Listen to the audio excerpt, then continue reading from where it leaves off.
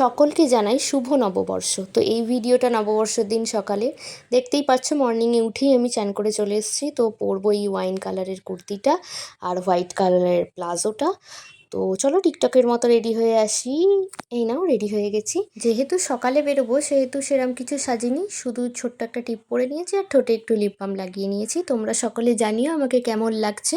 দোকানে গিয়ে বড় বাবার মন্দির থেকে পুজো করা গণেশ আর লক্ষ্মীগুলোকে আমরা নিয়ে এলাম।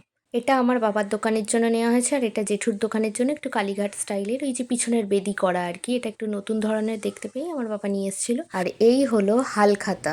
এদিকে আমার মা দড়ির সাথে আম পাতাগুলো এইভাবে বাঁধছিল, আর মাঝে মাঝে একটা করে কদম ফুল দিয়ে দেবে। এটা মেনলি দুটো দোকানের সামনে ঝোলানো হবে, যেটা প্রতি বছরই আমাদের করা হয়। আর এই যে দেখছো একটা ভিকারামের বড় বাক্স, এর মধ্যে আছে লাড্ডু। প্রত্যেক কাস্টমারকে বাবা দেবে বলে এনেছে।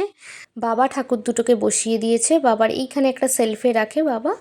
আর জেঠুর দোকানের হচ্ছে এরকম একটা করা আছে ছোট্ট মন্দির মতো, যেখানে জেঠুর দোকানে ঠাকুরগুলো রাখা হয়। চলো পরের দিন আবার দেখা হবে একটা নতুন মিনি ব্লগ নিয়ে। তো এখন এখানেই টাটা।